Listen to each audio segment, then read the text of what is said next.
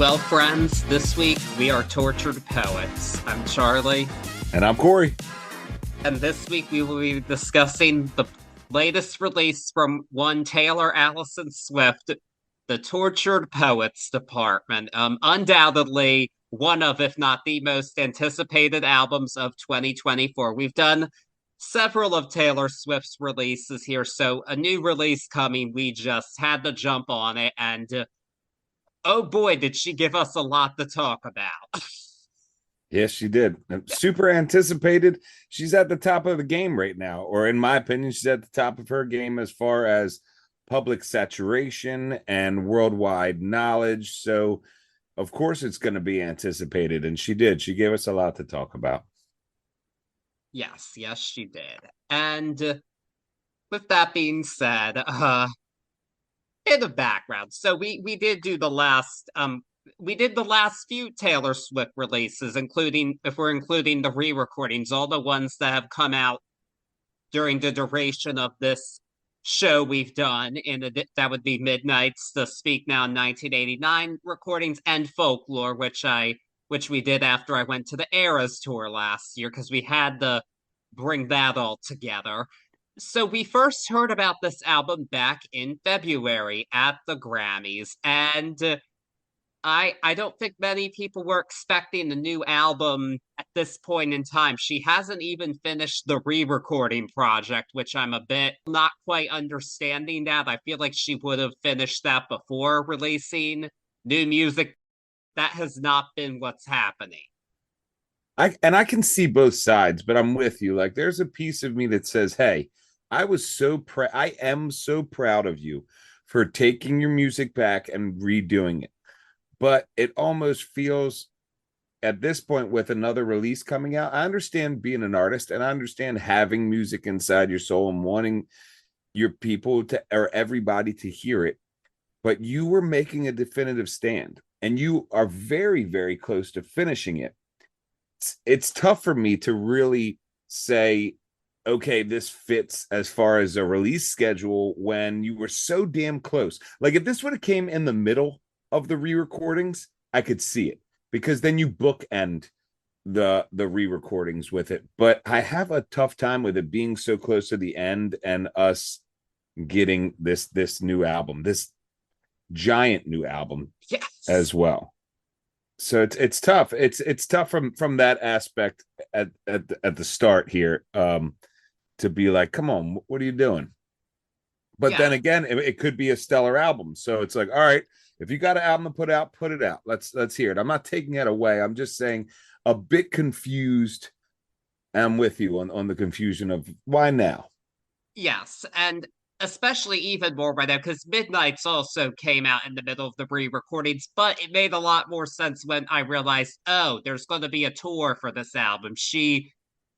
Not that that's a, we really liked that album here, but it made more sense to put out an album of new material if you're going to go on a tour. She's in the middle of the Eras tour still, so that also I was confused by. And Midnight's was announced at the Video Music Awards on MTV back in 2022, and that's a pretty fan-driven award shows. Most of these award shows are pretty fan-driven, and she's made announcements for a couple of the re-recordings at concerts. So with Grammy night, many of the diehard Swifties were anticipating she was going to make an announcement, and many were thinking it would be the next re-recording, specifically the Reputation album.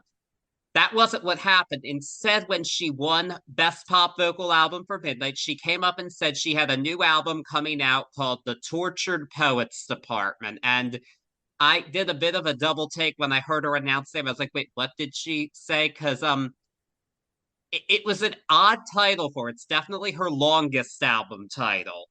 That stuck out to me. And another big difference was how it was received. At your concert at the VMAs, people didn't mind that she announced a new release. At the Grammys, they minded very much.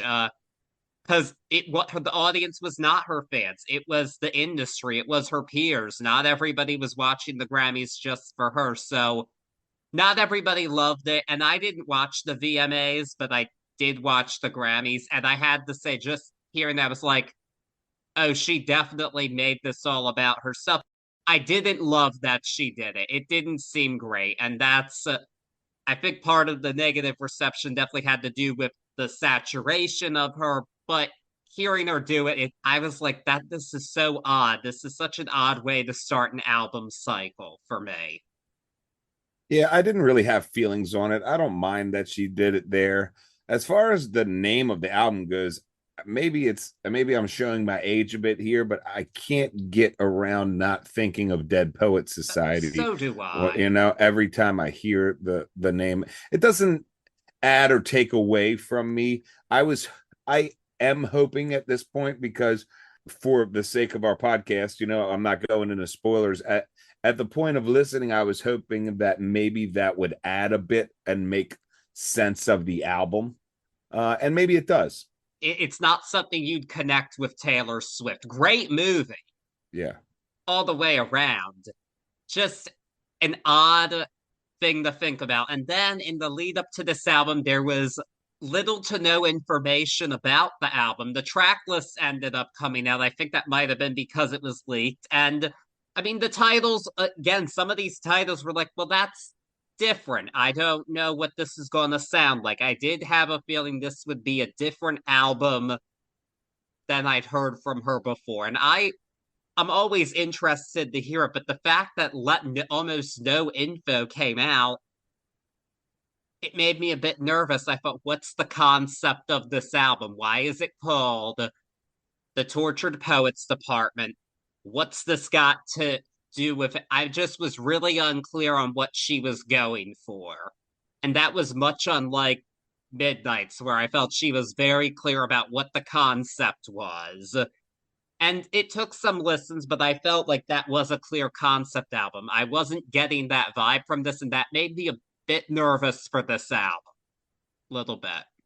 Yeah. No, I'm with you there. I'm with you there. And there were a couple new collaborators of Post Malone and Florence and the Machine, and she hadn't worked with them before. I always keep an open mind for that. But yeah, closer to the album, I did start getting more excited, but it did seem a lot of people were thinking this will be the breakup album, but for her, the end of her relationship with Joe Alwyn. And I, again, thought, well, that could definitely lead to some great material. I'm very curious to hear what she does, but also, what's that have to do with tortured poets? I'm still confused on that angle. I won't say always, but let's go forward from Midnight's. We really get this view into her as a storyteller, and I've always enjoyed that from her, so to speak, inside of her narratives, because she's smart with it. And Mhm. I consider her a poet in that regard. And I wasn't thrown by the album's title. It made some sense there. Um, Going up, no, if you're a first time listener, you might not know this, but no spoilers from me. So I didn't go track list, or yeah, we talked about Florence being on here, but I didn't listen to the singles or anything like that. Well, there were no singles. I thought they dropped Florida ahead of time. No, No, no, they okay, didn't. and Fortnite ahead of time either. Neither. Hey, No, so Fortnight's the lead single, but it came out with the album. gotcha. So, well, for me, I didn't do any research ahead of time, as I try not to do on most of our albums. I was excited though. I was excited hearing her use the word poet in the title. I said, okay, let's see where she goes. I always, especially with, and we'll get into this more, but especially with what we like to call our Hall of Famers here, people that we hold in the highest regard. I always look for this evolution. So I was already on board with her stylings as a poet, so to speak, as a narrator, as a storyteller. And for me, that was where the excitement was, to see what she brought new to our table. Because for any artist, that's really, for me, what I'm always looking for is the next evolution of their style. Yes, and I did really think this was going to be a new sound from her. I thought this was going to be very different. That spoiler alert, actually, that's not quite what happened all the way. I can't mince words there. I can't hold that back. But that's not, you know what, also, if it ain't broke, don't fix it. If the songs are good, the songs are good. So album has come out, and of course, yeah, unsurprisingly, it's broken streaming records. It got a total of over 313 million first day streams on Spotify, which is insane, but not surprising either. And it's on track to debut with over 2 million album equivalent units with streaming and sales combined. And of course, she did the four different editions of the album online between the formats, which is a smart marketing move. She does it really well, and that's why people buy it. That's it gets people to buy the albums. A bunch of artists do the multiple variants, but people don't buy them like they do Taylor's. That's part of her savvy. She does it well. And I have to say the packaging of this album is really well done, actually. Like the vinyl, that I didn't get all four vinyls, I only got one, but it's really beautifully packaged. Yeah, It her is. her camp and her, they always do well on that. I won't take that away. I Never. also fall into a little bit of the I'm sort of getting a little tired of all the extra money grabs, but most of the time for her, I don't feel like it's that case because she knows her core audience and she knows that they enjoy this. And I dig that from her. But I'm getting to a point where I start to feel like all these variants and this and that in some cases could be a money grab. I don't see that necessarily here yet with her. Well, spoiler alert, she did actually, like with Midnight, she announced that there would be extra songs at 2 a.m. and in this case, 15 more songs. It's a double album. And Yeah. this, I think, was actually a bit of a misnomer because the exclusive bonus tracks included on these physical editions, which I think many fans, including myself, assumed would be exclusive to the physical edition for some time, are not. They're all available on streaming. And that I feel was Ooh. not, I don't like that at all because she's had, with Midnights, there was a Target exclusive track, then there was a From the Vault track. These songs were not available on streaming for months. Yeah. These songs are available on streaming the day of. It's like, okay, I feel like you didn't really give your fans anything. You didn't give them these special songs. And with the Midnights ones, they were special songs. They are not throwaway tracks, these bonus songs from her typically. I do think that's part of the reason why I shelled out the money. I was like, I know these bonus songs aren't throwaways, and I really want to hear that. Heard. I mean, hits different off of Midnight's, that's my jam right there. Heard. Whether these songs are or not, we'll get into that. And the critical reception has been interesting to say the least. So it started off pretty glowing. This album started off with like a Metacritic score of like 92 or 93 based on a big five reviews. It's gone down to 77 as more reviews have come in. So some reviews have been glowing, including Rolling Stone, who called this an instant classic. But the Swifty wrote the review. Let's just say that. And Rob Sheffield was definitely if they wanted to give it that, he was going to be the guy to do that. But now they put out an article questioning this album's merits. And Stone the has? yeah, there's a commentary about the production choices now. So it's been a really interesting thing to see online, all the different discourses on this album. But this is the weakest reviewed album she's had this decade so far. These are the weakest reviews she's got. And 77's not a bad score at all. Let's make that clear. That's generally favorable. But some of these diehard Swifties are losing their shit over it. I don't know how else to put it. There actually, I just saw, was a respect Taylor Swift hashtag trending on Twitter because of a few negative reviews of this album. And to that, I would just like to say Taylor Swift is not an underdog. She is a billionaire.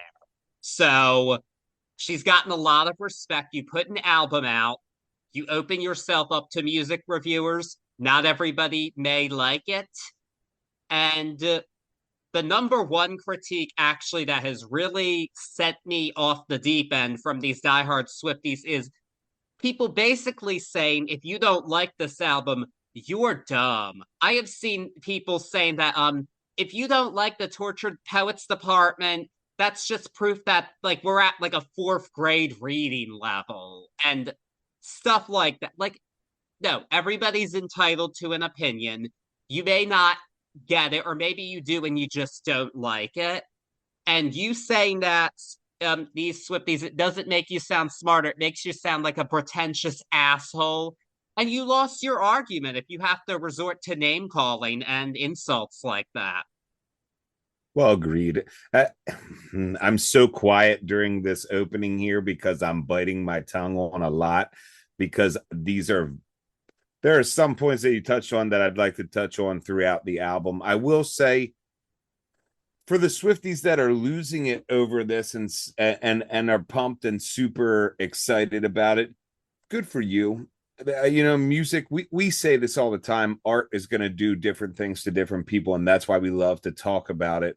Yes. I'm not going to be, we never have been the type of people that are going to sit here and sugarcoat anything we feel. I'm not No. afraid to say negative critiques on any artist, the same way I'm not afraid to say critiques that might put me in the minority, praising different artists. But I can only think that some of these younger Swifties, this quote unquote Swifties, are, I can only hope that they're gravitating to the power of the open lyrics here and that they're feeling it because, and I'm gonna touch on this a bunch, but a lot of her narratives on this album for me feel juvenile in the sense of age, and not juvenile in the sense of the way it's put necessarily for all of them, but there is a youngness in some of the narratives here that for me, and I think she said it, and I might be misquoting it, but I think she said this is like a lifelong album. Like these are things she's felt throughout her life. No, I Um, saw her say it was a lifeline album and that it was a a time she lifeline. really needed Uh, songwriting. well, And that stinks because I feel like this is more of like I felt there was a lot of early Taylor Swift thoughts in here, and there is a lot of almost like we go through the narratives back, the sweater narratives and things like that, where you're feeling this high school summer love type of deal. But here, I felt like it was a harken back to those, and long story short, I feel like a lot of the Swifties, the younger Swifties, in my opinion, I hope are gravitating towards those feelings because someone else shares them. Is basically what I'm saying. Um, I'm trying not to get too far ahead of myself, so I'm almost mincing my words here, as far as not letting it out all on the line. But yes. And before we actually do go track by track, there has been a big shift a bit in the what people were expecting from this album. So she put out a prologue for this album, like she does for her releases. I'm not going to read it here, but in it, it was pretty quickly surmised that she wrote this album about Maddie Healy of the 1975, who she briefly dated last year while on the Eras tour. And that relationship was not well received by many people because he's, to put it lightly, a controversial figure. People are seeing this is what the songs are about, and that I'm going to not allow that to color perception of the album because if the songs stand, it doesn't matter who they're about. And technically, she didn't say who they were about. She has provided some commentary about some of these songs. I'll mention what she said about them, but she did not specifically say who these songs are about. But of course, that is part of the fun.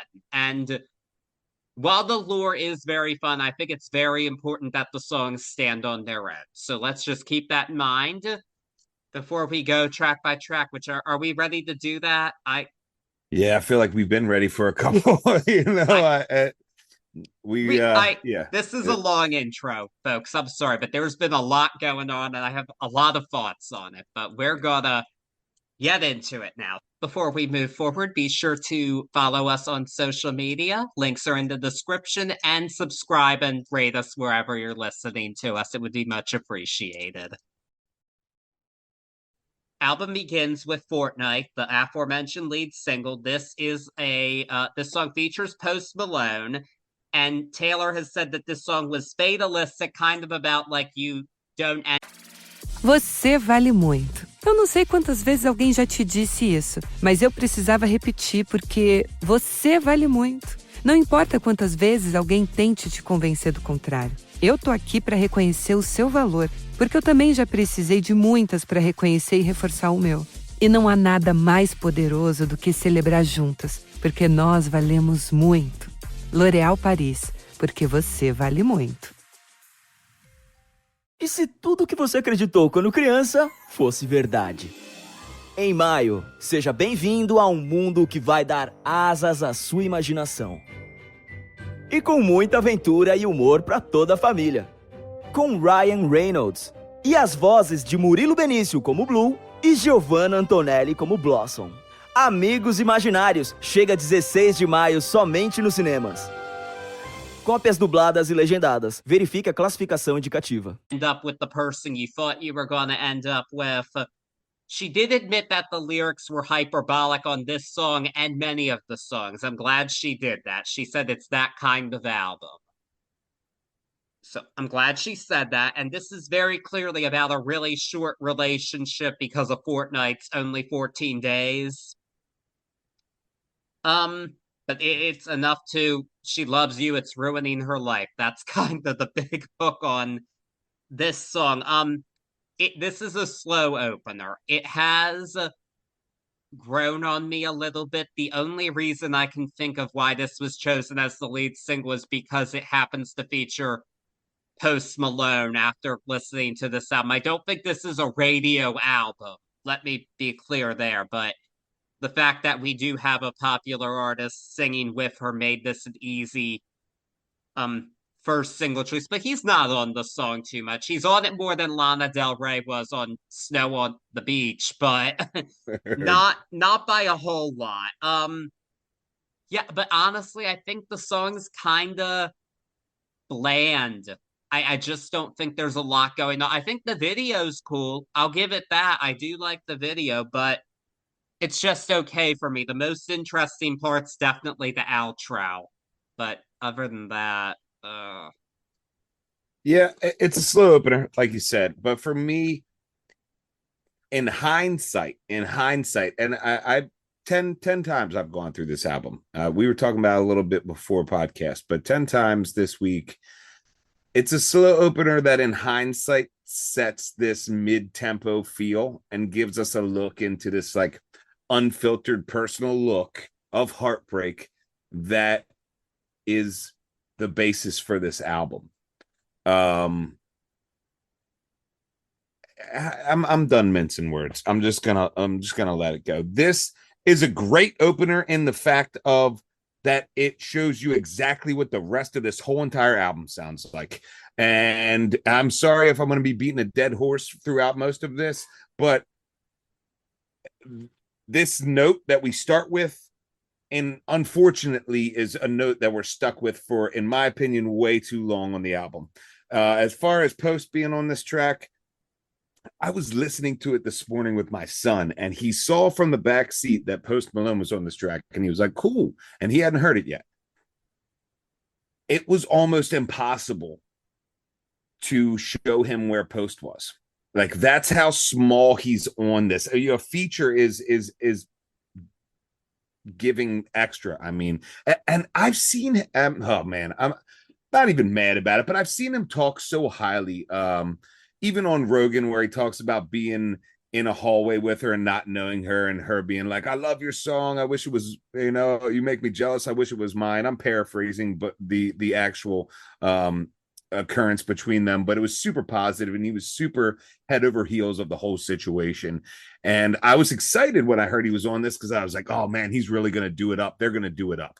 in a collaboration. Unfortunately, this doesn't feel like a collaboration to me. It feels like a afterthought of Pop and Post on some background vocals that are, if you didn't tell me Post Malone was on this track, I wouldn't even care who the background singer was here. So yeah, the only silver lining play here is that it's a good summary of the rest of the album in one mediocre song. Oof. Sorry, guys. I held it for too long. He did tout the collaboration on Instagram, so then again, it isn't hurting him to have a new single out on the radio either. So No. we have to consider that, but yeah. And obviously, yes, his collaboration with Beyonce made much better use of him. I had to say it because that was Yeah. his other big collab this year so far. I wasn't gonna go there, but like if I you want to talk couldn't about help putting, it. I'm not mad at you because it's an easy trope for everybody to fall into. It's something that we've heard battled throughout the years and we'll hear battled for a million more years. But if you want to compare both of those or who used them better, shit, Beyonce by a mile. I gotta feel like he knows that too. And I'm not taking anything away from it or for him, but it's just if you're gonna collaborate with an artist, collaborate with an artist. Yes. We get one later on that works, you know? Yes, that is the last time I will be mentioning Beyonce in this episode because this isn't about Beyonce. Listen to our Cowboy Carter episode if you want to hear about Beyonce. That's my only comment on her. Because now we have to keep it going to just Taylor, and track 2 is the title track, The Tortured Poets Department. 80s influence musically. Most of this album is produced by Jack Antonoff once again. And this has that hallmark sound. It's on this album for better or for worse. In this song, mostly for worse. I think this song has a decent hook. I like the references to Dylan Thomas and Patti Smith, but yeah, this song is really clunky lyrically. One particular passage has gone viral for being lyrically clunky, that being the tattooed golden retriever portion of the song. And the defense is that she's being ironic, but her delivery does not convey any irony or sarcasm. It's done completely straight, and it's just a pretty monotone song musically, and it's almost 5 minutes and does not deserve to be almost 5 minutes. It's got your typical Antonoff sounds, but I'm really bored with this song, and this is a lifeless tune. Yeah, this is my least favorite track on the album. Actually, I'm glad we're getting it out of the way now, but I think this song is really not well done and definitely needed some editing to be made workable. Editing is the word that we're going to pin because we're going to hit that so many times, or at least I'm going to hit that so many times on this album.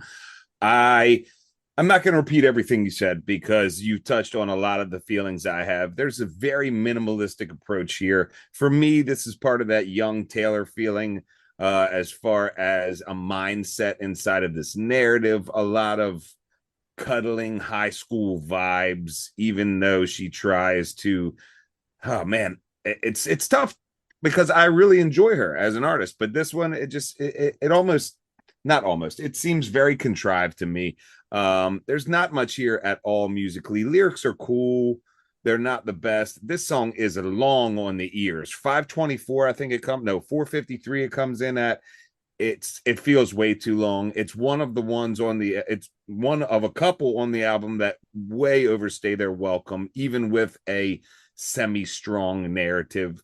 And I will touch on one that you touched on because I think it's important. She is so and has showed us so many times how even on these low register songs where she's not doing a giant range, how she uses her mouth sounds and uses her ability to make you feel by her presentation. It's not here. I'm 100% with you here. It is flat. I don't even know if it's my least favorite song on the album, but at number 2, coming off a slow opener like that, I am not excited yet. I haven't even. I'm actually on the other end. Like, I'm still looking for a spark here. I know we're on track 2, but we're on an opener for a Taylor Swift album, and I haven't even felt a spark yet. I am glad to have my least favorite song out of the way with, but track 2, you need to be getting people's attention. The last album, track 2 was Maroon. This is a huge Heard, downgrade. heard.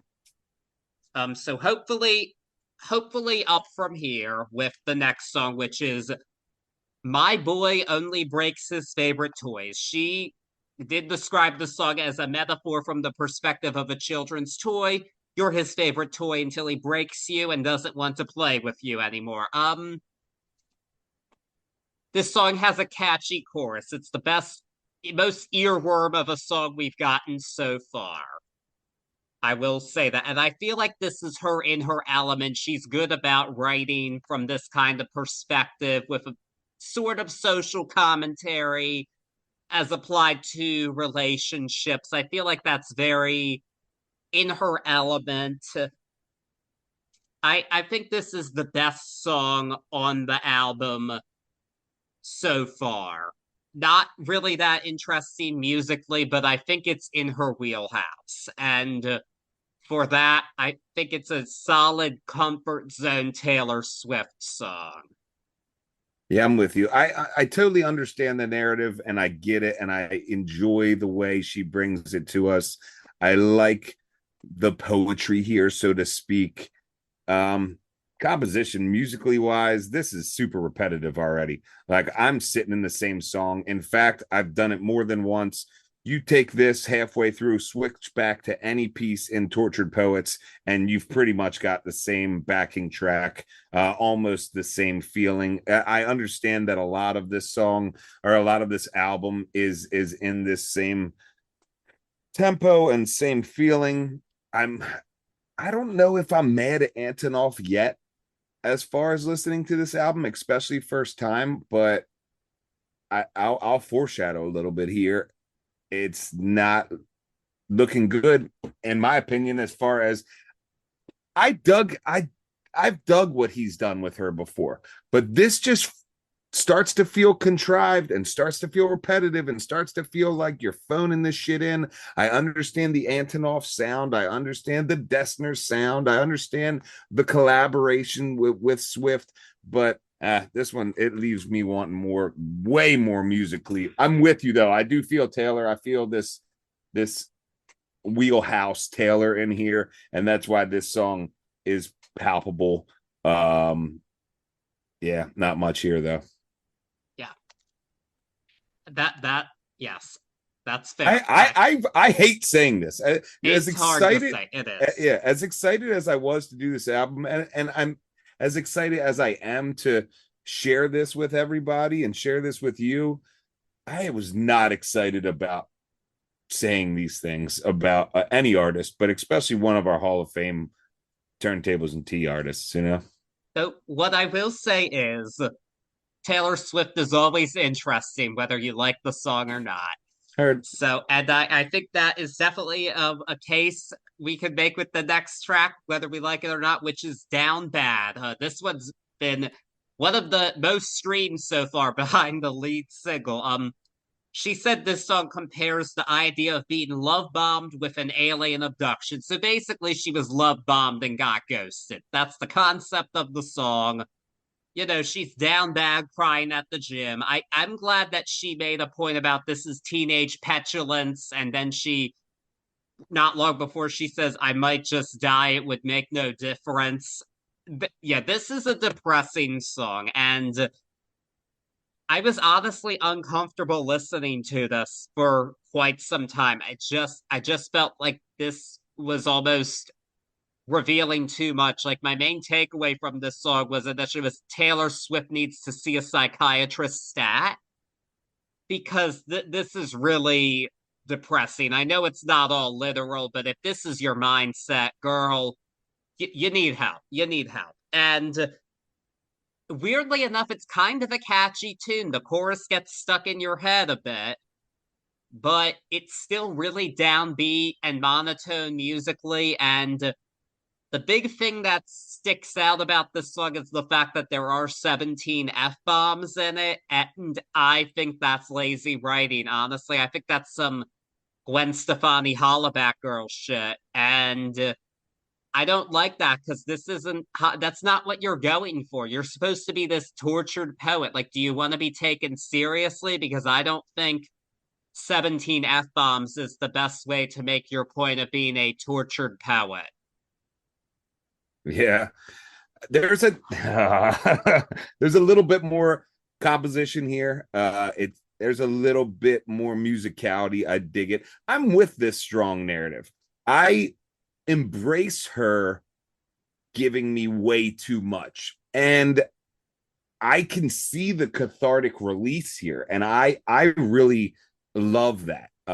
To be on the opposite side of being like, she might need some help here. Yeah, but I like that she wholeheartedly gave it to us. This narrative is super strong, almost off-putting. And now I'm saying that without the cursing. The cursing, not just because it's Taylor Swift, and we've had this conversation before where it will be her or Lana Del Rey, or really just I had this conversation the other day where for me, these curse words sometimes in a beautiful voice, when you hear the F-bomb drop out of a beautiful song of a just any beautiful singer, it hits weird. It hits different. It's almost like hearing a little kid say a cuss word. And in this case, it's way overdone, and it takes me out of this really strong narrative that I was digging. It's like, all right, calm down. Like, you don't have to. It's almost this Mean Girl sort of feel here where you just want to say fuck a million times. And I don't understand that per se. But it doesn't ruin the song for me. It just, for me, there could have been a bit more, or not could have been. For me, there is a real missed opportunity here to just even strengthen the narrative more by not filling it with this expletive as many times as you did. It's not a terrible song. In fact, it's my first one composition wise where I'm like, okay, at least we get a little bit more melody. We still have this, I guess, well, it's still in the 4/4, but this eighth note driven like tit tit tit tit tit tit tit tit all the way through. That's getting old. We're on 4 now, and we're on this same freaking, look at me, I'm about to fill mine with F-bombs, but we're in this same run over and over and over again. There's some life here. I'm giving it. It's not even Silver Lining Playbook. There's some life here. Down bad. For me, this is, as far as the first 4, this is where I start to say, okay, maybe there's something to this album. Let's see where we go from here. Yes, and interestingly, as for all of her albums, there is a clean version of this album. I actually like the clean version of Down Bad better because it's not the first time with one of her songs where the clean lyric, non-expletive song choices just made more sense coming from her and didn't take away from the song. I don't actually like to hear that because they don't just blur the F out. She inserts another word. She puts in other songs, and she puts in other words, and that happened too with a couple of the songs on Midnights. We got different words instead of the bad ones, and it made more sense for the song, but even more so here because there's so many expletives in this song. But I really have this battle with it because, and I'm just quoting, so I'm going to use these curses here, but fuck it if I can't have him is strong. Even the repeated of fuck it if I can't have us, I understand where that is. It's just a tad too much. It's a tad too much here for me, you know? Yes.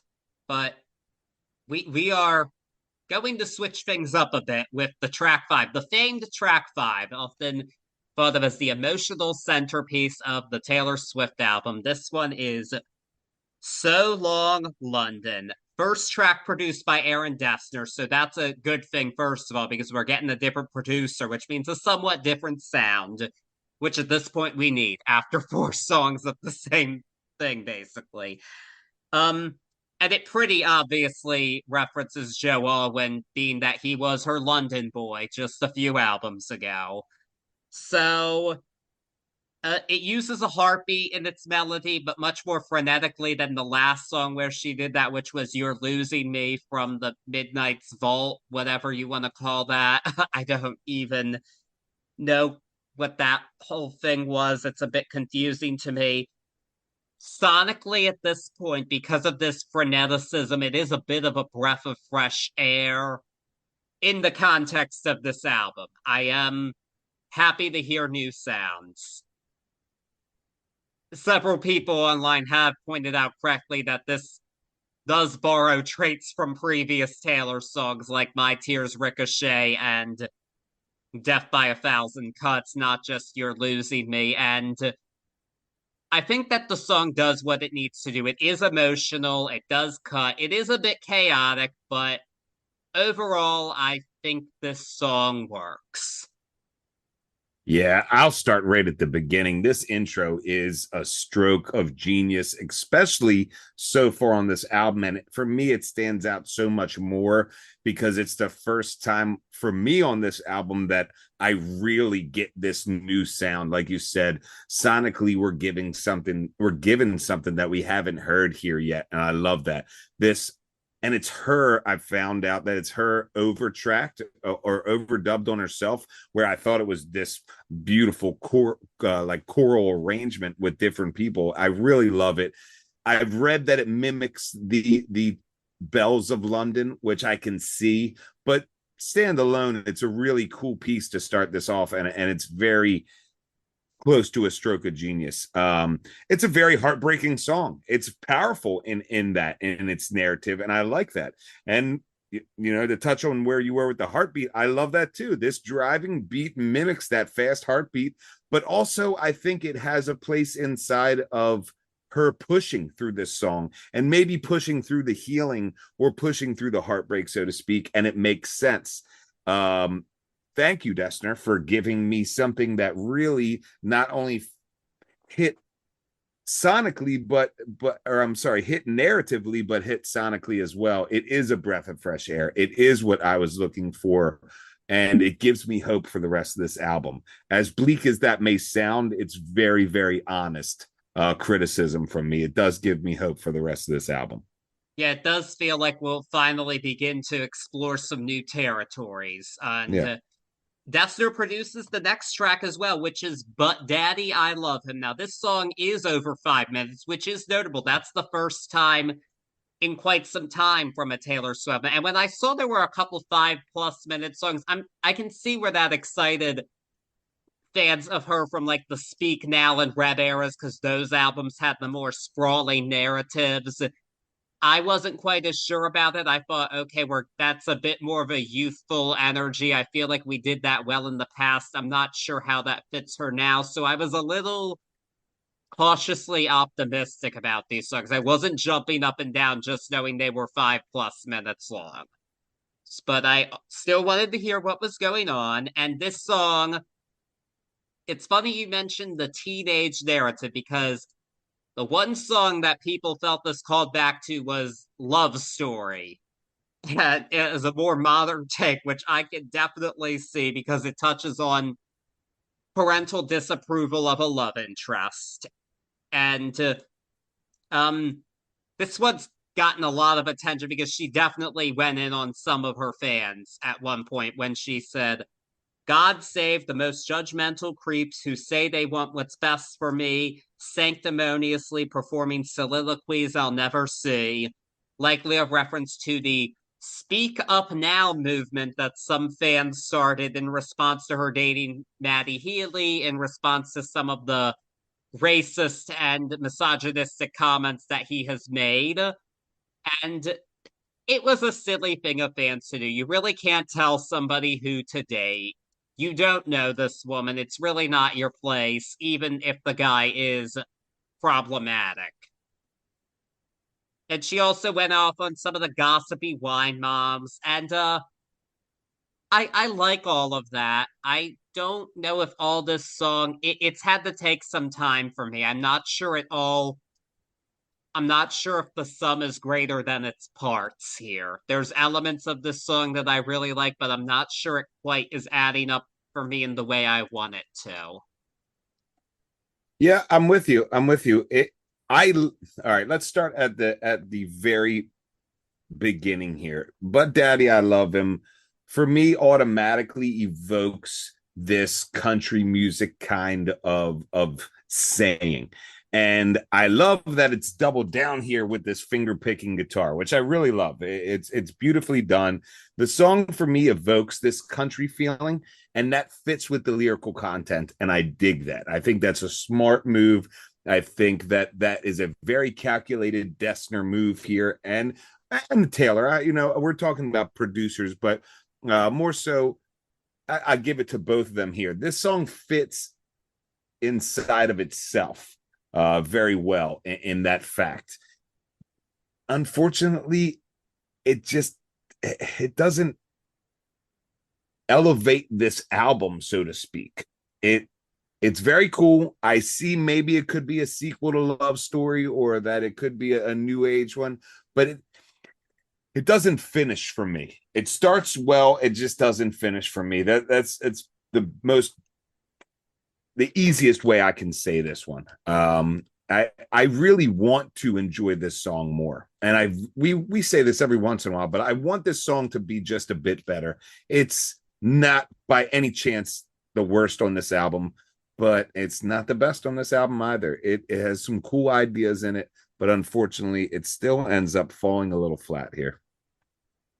Yes, I have to agree with that. But Dessner is going to be taking a bit of a break. We're going to go back to Mr. Antonoff with track 7, Fresh Out the Slammer. Interesting title. So this one, yeah, she's definitely talked about feeling imprisoned and going to this one person, fresh out the slammer. In this case, probably Maddie Healy. So Jack Antonoff has also worked a bit with Lana Del Rey, and this song, more than any other, to me, sounds like a Lana Del Rey song. And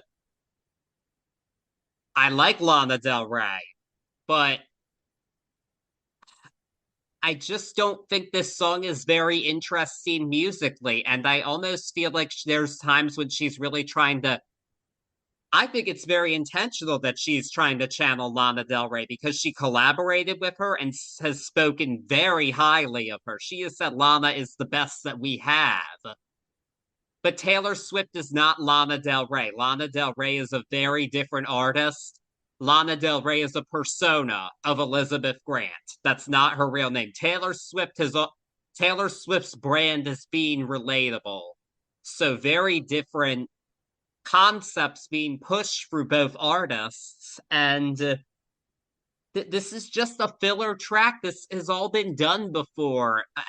Just in this album, all these sounds have been heard before, and I think she's unsuccessfully trying to evoke somebody else who is still very much active and can do it themselves, and Taylor should do what she does well instead of trying to be somebody else. I can see where you're coming from. I didn't necessarily draw the lines there. I will say this album, or I'm sorry, this track is almost a summary of how I feel about the album, because I love her pentameter of her verses here. I dig the way she has this flowing of the poetry here. The refrain for me is a much needed high register voice, some Taylor high register stuff that I was looking for, and maybe that's just for me, but at the risk of sounding like an Antonoff hater, and I'm not taking anything away because I know this is Taylor's song too. We're back to Antonoff, and by the end of this song, or by the middle of this song, we end up falling right back into this repetitive musical thought that is just beaten to the ground throughout this album. It is repetitive, man.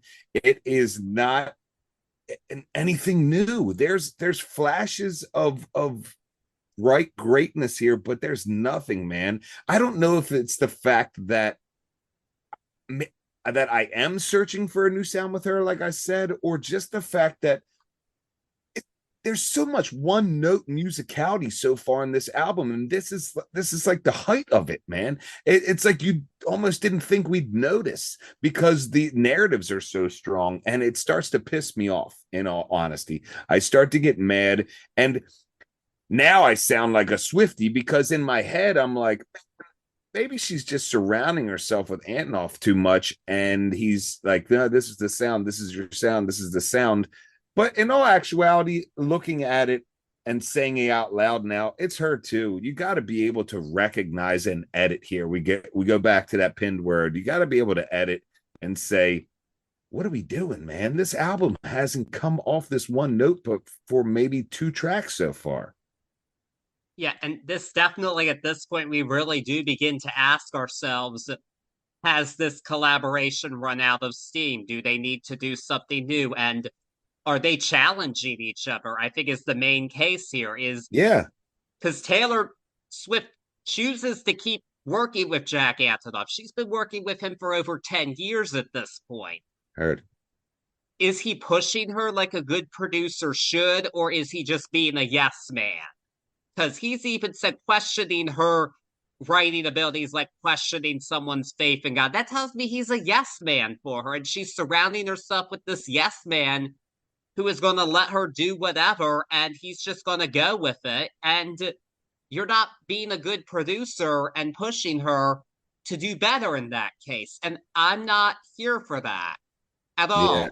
Especially their early collaboration when they first got together, that stuff is just banger, man. So even though it was a new sound, it was stuff that was really heralded, and now we're at mediocre at best. It's pissing me off. I'll say it again. It really was. I told Charlie that I might not say it on the podcast, but I will. I listened to this album 10 times this week, and unfortunately, it got tougher to listen to every single time I listened to it. I hate saying that, but that's the truth behind my criticism so far on this album. Yeah, but buckle up. We have more Antonoff with the next song, but there is a new cook in the kitchen, fortunately.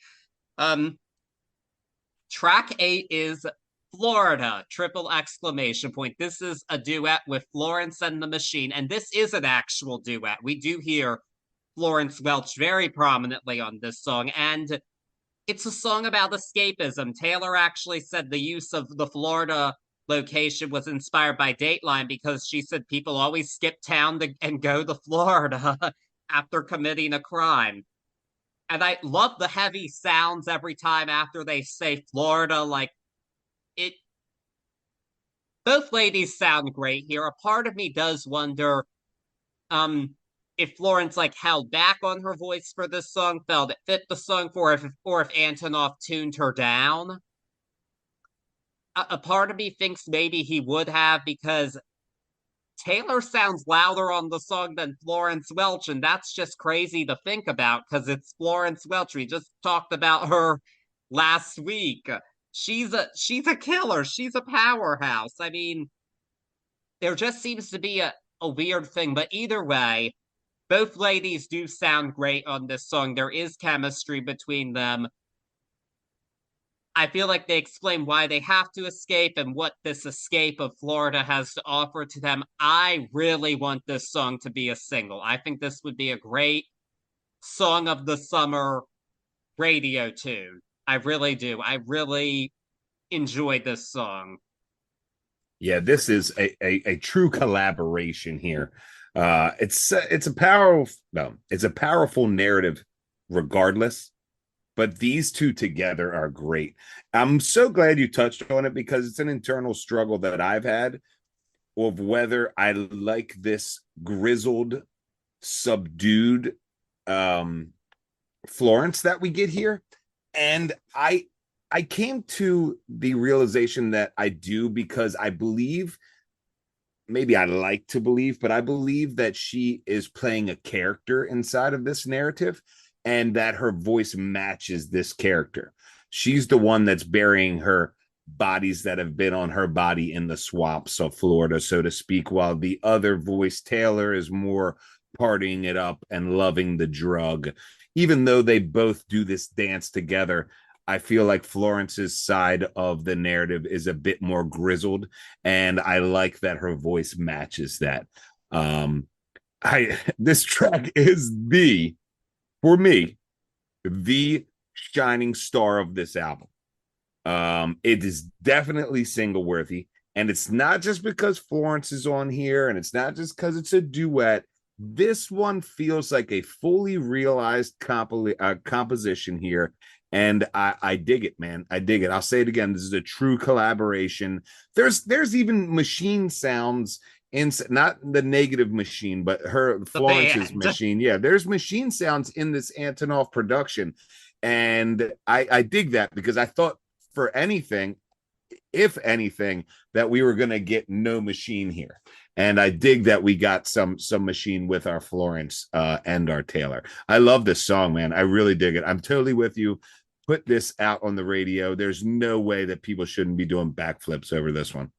Yeah, this is a great song. And it's good that Antonoff does know how to produce the machine because he actually did produce the band's last album, Dance Fever. Oh, dig it. I don't think I've heard that album actually. Yeah, I haven't either, but I mean, I'm glad that they all came together for this one. That's definitely a positive of her continued collaboration with Jack Antonoff is that he's got, I guess because of that, she's gotten to collaborate with some of his other partners like Lana Del Rey and Florence and the Machine, and that only enriches this tapestry of Taylor Swift. Yeah, Definitely enriches this album. Yeah, yeah, definitely. But next up, let's hope we can keep it going with the next track, which is "Guilty as Sin?" Question mark. This the topic of this song is an emotional affair of sorts. Intriguing topic for a song, something that's very real for many people. So I'm glad that we delved into that. I think lyrically, this is a really strong song. Musically, very boring. And I'm really annoyed with that for this song because this is an intense situation that she is singing about and describing. I feel like the production needs to match that. Like, this is burning red, to quote Taylor Swift here. This is very intense. And I get none of that from the sound of the song. And this is a huge letdown. The production fails this song by not highlighting the true intensity of what she's singing about. And it's nothing new. Another Taylor quote, nothing new here. Not a fan of this one. Oh man, I embellish all the time, or I have these notes that I work on. If you're a first time listener, you might not know. We have our notes, whether it's first time listening notes or our complete notes. For at least this song, I'll give you my exact notes on this. Another case of some beautifully written thoughts and a complete narrative, but musically it doesn't go far from the rest. That's this song. This song is so powerfully written, and then it's over this track that you could have put anything over. It's past the point of pissing me off now. It's starting to turn me off of the album because I know who she is. I know who I've listened to throughout albums. I know what this artist can do, and I can still hear her through her writing here. And I'm flabbergasted of why it's over top of this track. There's a few, not to go too spoilery here, but then there's a few in the next couple that I really feel like, oh man, this is so tough to say, would benefit from someone else writing the music. Would benefit from some other producer being like, let's do something driving here. Let's do something other than this almost like lo-fi background music. And it's killing me. It's killing me. Yes. Yes. And she can work with anybody she wants. Any producer would jump at the chance to work with her, whether they did before or not. Agreed. So, however, the next song is a bit different in terms of writing because it's the second song on the album only written by Taylor herself, the other being My Boy Only Breaks His Favorite Toys. Track 10 is Who's Afraid of Little Old Me? She said in some Amazon music commentary that she wrote this by herself on the piano in a moment where she felt bitter about what society does to artists. She said that's a concept she goes back to on this album, and that, quote, we love to watch artists in pain, often to the point where I think sometimes as a society we provoke that pain and we just watch what happens.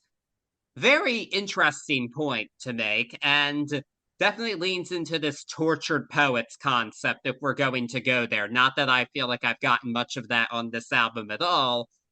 I think this song does lean into that, and I'm really happy it does. It's a quiet anger, kind of like Mad Woman from Folklore. And I mean, she's got some great lyrics in this song, especially putting narcotics into all of my songs, and that's why you're singing along. The pen is sharp here, and you wouldn't last a day in the asylum that they raised me. That was interesting considering some of the previous positive songs that she sung about her family. It's like, do you have some stuff to tell us, Taylor? I'm very intrigued by this song. It is another Antonoff production. I do wish it were a bit different musically, but this song is strong and different enough that I'm able to overlook the production a bit. I really do think this is one of the high points of the album. Not me. Not me. Oh. I say not me in the fact that I can't look over the production. I'll go again with these are my first listen notes on this. Long, great story, love the driving drums, mediocre musically at best. I just want to hear her belt one out, exclamation point, exclamation point, exclamation point. And I think this is the one, especially because I dug this narrative here a lot more than a lot of the other tracks. I just felt this was the one where she could have belted it out and crushed it. There's some okay stuff inside of this, and it's nowhere near the worst on the album, but it's just, I don't care how much wild bass you want to put in the middle, and you think that maybe gives it some extra feeling on the musicality. It's just, it falls flat, man. It falls flat. I'm coming for you, Antonoff. I'm serious as shit on this one. Yeah. You're pissing me off. Well, he's not gone yet. He again appears on track 11, which is I Can Fix Him, parentheses, no, really, I can. Yeah, she loves a toxic man.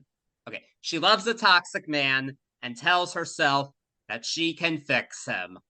Of course she can, and she ends the song by saying that this is the shortest song on the album. Thank God it is, because this is so boring. Not even new lyrical insights at this point. We've already discussed that toxic relationship and some of the excitement of it, or your dad doesn't like him. We've been through all of this. I'm sick of hearing about it at this point. This adds nothing notable to that conversation, and it's just a really boring song, total filler. Glad that it's short. Yeah, it's a short thought. I'm glad it's short too, because music, not beating a dead horse, musically there's not much here in the background. I dig this one only because this is something that I've found myself and my friends joking about, maybe so tongue in cheek, but or at least talking about throughout our lives. I feel like, or maybe I'm just speaking for myself, but I've been in places where I felt the same way. Or maybe someone's felt the same way about me, but I can relate on those facts there. I'm glad it's short though. That came the first time I listened to it, like, okay, I like that thought. You did a great job. Thank God I didn't have to listen to the backing track on that for much longer. Yeah, and it's a pretty sparse backing track. There's not too many like bass drops in there, like all the rest of these songs. But Antonoff disappears for the next song. It's a longer one, but it's a Dessner production, LOML, which stands for Love of My Life, for most of the song at least. it just reflects on that sadness and anger that you feel at the end of a long relationship. In this case, probably Joel, when they were together for 6 years. But at the end of it, she admits that that was the loss of her life. And that's so much more powerful than her determining, oh, I can't fix him. First off, just want to say that. And it is a pretty sparse piano ballad, but lyrically, it's so strong and heartbreaking that the piano's really all that it needs. This is going to kill as a piano surprise song at the Eras Tour this year. I'm saying that right now. This is beautiful poetry, and this is Swift at her best. I'm sad that I had to wait until track 12 to really get her in this element, but I'm really glad that we have it. Yeah, you can't say it any better than that. This beautiful piano. This is really cool because this is every once in a while in music. Maybe I'm speaking for myself, but I find that the beautiful arrangement is actually made more beautiful because of the lyrics here. And she does such a great job running through this. Maybe I'm showing my age here, but I didn't know what LOML stood for. And I had to look it up before I listened to it. And you're right, that loss of my life at the end there, at the end, literal end words is such a profound and powerful, moving piece. This is a beautiful song. I thought the same thing, like, man, I can't wait to see her do this live because it's a perfect sit down at your piano and bear it all. I'm with you. We're at the 12th track and I am super happy. I've listened to this piece a lot more than the others with happiness, you know, as far as the musicality on this album, and it is her at her finest here. Really good one. This is one you don't want to skip on this album, in my opinion. No, not at all. You can skip some of the ones before it, but don't skip this one. Don't. But now we're going to go to her favorite number, 13, and that track. So hopefully a special one. This is I Can Do It With a Broken Heart. This is definitely, it's been pointed out, combination sonically of Mastermind and Bejeweled from Midnights. Completely agree with that. I could totally hear that completely. But basically, the song is about how Taylor will do her job when she is heartbroken.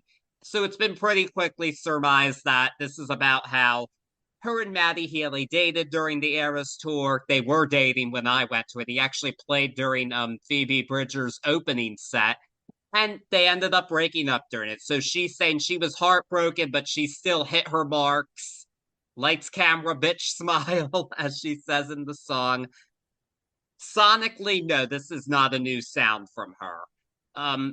But I am happy to have a kind of something somewhat upbeat. Yeah, the lyrics are a downer, but she's a great pop songwriter. She writes hooks. Even in some of these slow, monotone sounding songs, those hooks come through. But this time the production does allow her to have a hook because it has an almost disco sound to it. So I do enjoy this song. I think it might be some of Antonoff's. It might be his best production here, even if it sounds that we've heard before. For me, it is. For me, it is his most interesting production on this album. And both musically, but more so musically because the contrast of this super poppy, almost over poppy refrain, but these really almost sarcastic I can do it with a smile lyrics over top is really cool. This is another breath of fresh air for me on this album. I'm not saying it's a classic, but this is a really cool thought here, and this is another one that I feel is actually fully realized, and it comes through because it's a full sound with a full thought process, and we get this beautiful sarcastic contrast from the lyrics to the popability of this song, so to speak. I dig this one. I do. It was a grower on me, but I definitely dig this, especially after you really dive in and understand this sarcasm inside of this. I love this one first listen because I thought, oh, finally a bit of a banger. I'm not saying I need that from her, but it was nice to hear after Right. where we've been. But we are going to slow things down again for track 14, The Smallest Man Who Ever Lived. Yeah, this is a breakup tune a la Dear John. That's really what this reminds me Yeah. of. More than anything. And it is scathing on that level. And it's definitely about Maddie Healy. The Jehovah's Witness suit line gave that away as if you didn't already pick up on that because he broke her heart, if that wasn't already made clear to you.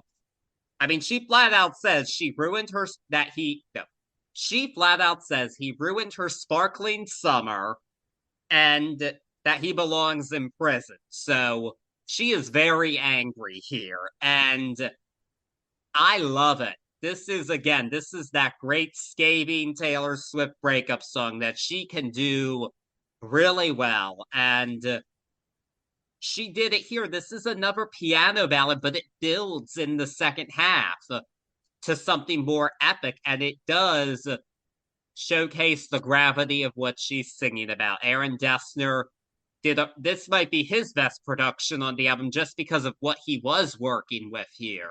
Like this story, you really have to showcase it properly. And every word she does here cuts like a knife. I mean, she'll forget, but she'll never forgive the smallest man who ever lived. That's how it ends. And it's like, damn. Okay. Mad woman indeed, but just another major highlight of this album. I really enjoy this song. Yeah, this is some great poetry. If we're going into the tortured poets department here, this is some super powerful Taylor-esque poetry here where we get this breakup, but she gives it to you. Rusting my summer. I love that. I love that. It's she does it well here. It isn't as musically bright as I want it to be as far as a composition, but there's a really awesome, like you said, crescendo where this song builds and builds, and it does that well. This is cool. This is up there on my track listing for the album. It definitely does its job. It really, for me, and this is the first time because this album has been really flat musically for me. This is the first time where I got to be like, hey man, this one is really placed perfectly because it comes off Broken Heart and it works here. And I like that. I haven't been able to say that much on this album because everything sort of sticks in the same register. Yes, this one does not. And now we are getting close to the end. We're at the second to last track now. The Alchemy. This song is chock full of football references, which makes it pretty clear that it's about her current boyfriend, Travis Kelce. I mean, I'm glad to have a more positive song at this point after all these depressing lyrics we've been hearing this whole time. It's grown on me a bit, but again, if you're going to be making these references to a sport, I feel like the song should have a more anthemic sound, and it's that same droopy ass Antonoff sound again. And that does not work for something that's supposed to be triumphant, which it is lyrically, but it needs to match that. It needs to match that musically. Like, this is kind of corny triumphant, which could be a lot of fun in the right hands, but it's done over this just lame sound. Honestly, it's more fun when she says Karma is the guy on the Chiefs at her shows than this. That's more celebratory than the Alchemy, and this is all about Travis. Wow. Yeah, I'll go back to my exact notes here. Come on, exclamation point. We are at the penultimate and we are still stuck in the doldrums of this mediocre musicality. Unfortunately, especially I'm right with you on this song where for the first real time on this album, if I'm incorrect, let me know. But for the first time for me on this album, we're at a place where she's happy. We're at a place where she's with something new. And we have failed as a whole entire Taylor, everybody, we failed at bringing this song to a place of happiness. It sounds like all the rest of the tracks on this album, unfortunately, inside of this Antonoff production. Again, it makes me mad, man. It misses the mark. And this close to the end of the album, especially, and I didn't touch on this back at the 7-track, but there's so much that is so uncharacteristic of a Taylor album here that it blows my mind. And here we are at the penultimate track, and it's a miss, unfortunately, musically for me. Yeah, I have to agree. The good news is album does not end with Jack Antonoff. It ends with Aaron Dessner, and he has been the MVP here, if you can't tell. We've really been enjoying his songs quite a bit in the realm of this album. So hopefully he keeps that going with Clara Bow. This was what I was very interested to hear immediately, just based on the title. And it's the first song really not about her love life here. It's about how women are looked at in entertainment. So Taylor said it was a commentary on what she's seen in the industry that she's been in over time. And it really comments on how young women are compared to their predecessors. It starts off with Clara Bow, who was the original it girl of the 1920s. Then we get You Look Like Stevie Nicks in 75. And then You Look Like Taylor Swift, because now young girls get compared to her. And this is a really interesting point. Like, just think of how many times have you heard somebody called the next Madonna, for instance? Heard. And now we have heard the next Taylor Swift applied to younger pop stars, most specifically Olivia Rodrigo, her rival of sorts at this point. That's a whole nother mess. But I think this is a smart commentary on how women are looked at in the music industry. You can tell she's definitely seen this. Is it the most interesting song musically? No, it's fine, but I do think that it's a good closer thematically for the album. I think that it sums up something that she's had a lot of experience with, and it is sharp commentary that she's really capable of providing, and I wish we had more of on this album.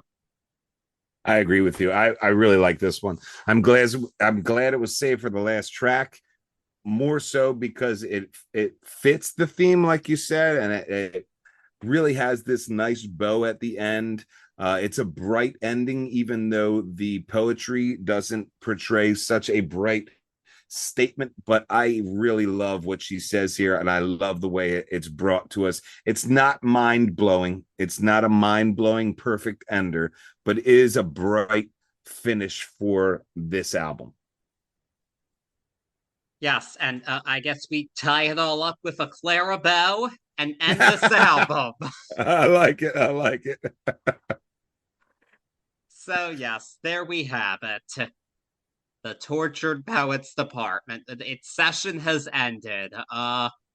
What a ride. Whether you know Taylor, there is always a lot to talk about. That's why we keep coming back to her on this show.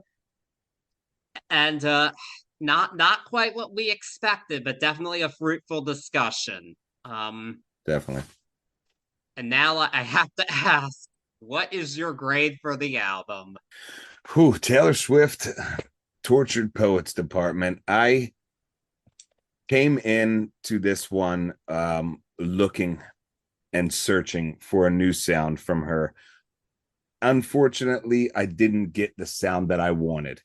That usually I can deal with, and really with a critical eye pick these silver lining playbook runs that I always talk about it. Unfortunately, here, the silver lining for me is her poetry.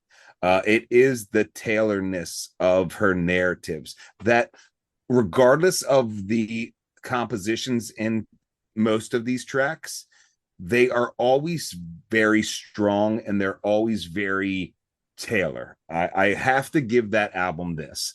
I know I've been talking crap on Antonoff the whole entire way through, and I do not feel by any means this is even anywhere near his best showing for us across all artists. I do not, but I do have to say that this is a collective piece. So Taylor, this is your album. Unfortunately, I will give shout outs to Dessner here. For me, most of the highlights on this album are his tracks. And I think if I have to compare those two with Taylor here, I would say going forward, I would like to hear more Dessner than Antonoff unless he's ready to challenge. There are a lot of failures musically here, and I try not to use the word failure much, but there for me, especially at this level, at this Hall of Fame level, I'm going to really pick this apart critically as much as I can, and there are a lot of failures musically for me here. There aren't a lot of failures lyrically for me here, which is another positive on this. This album for me is mediocre at best, and it's why I'm giving this a C+. C+ for me too. Just all the stuff you said rings true. It's just not her best work, and I really hope that she does look at how people have been responding to this good and bad and takes that moving forward, because again, I do wonder if Antonoff has become a yes man for her. I mentioned that earlier, but I really do wonder that at this point, because this production this collaboration did not bring anything new to the table this round. People felt they were treading water a bit on Midnights, which I can kind of see, but it's so much worse here. This is so much weaker than that. I will argue that even the parts of Midnights where you felt like maybe we're treading water, this album doesn't have an anti-hero or a karmas. It doesn't have that showing there, so it falls flatter for me. I will say that. I tried not to compare, but in this conversation here about Midnights, there is no anti-hero here. There isn't these sparks of life. There's embers maybe at the best here. No, like, girl, I need some vigilante shit, Heard. That's where I'm at. But hard as it may be, what's your favorite song on the album? I think you Florida. already said this. Yeah, Florida's my favorite track on this album. Straight up and down. I love that jam. There's a few others that I really enjoy, but I gotta go Florida. I do too. It's Florida. Needs to be a single. Please make this a single. Any takeaway, save the era, do a video and everything for Florida. Yep. That's a true banger right there. Oh, that'd be a great video with both of them intertwined. Oh, that'd be a super cool video. Yes. We need that to happen at some point, for sure. So I mentioned earlier that she did make this a double album. There are 15 other songs as part of an edition called The Tortured Poets Department, the Anthology. And while we didn't love this album, we are curious to hear what else is on there. And from the looks of it, there is more Aaron Dessner in the Anthology edition of this album. So with that being said, maybe we'll be torturing ourselves by doing it, but we're going to cover part 2 of this album next week. Yeah, and it was a choice that we came to after listening to this. I'll speak for myself, maybe in the curiosity of like, hopefully there's a bunch of other tracks on here that I could be like, man, what the heck? Why didn't you just do these handful of tracks as an album, because there's bright shining pieces? You never know, we might be torturing ourselves again, but regardless, we'd be doing a disservice if we didn't take this one all the way to the finish line. Yes, we weren't going to at first, but we knew we had to do it, so we will be. But yes, friends, in the meantime, you can take a trip to Florida, but you can still listen to Turntables Tea next week. So get your anthologies ready. We're going to go at it again. Peace.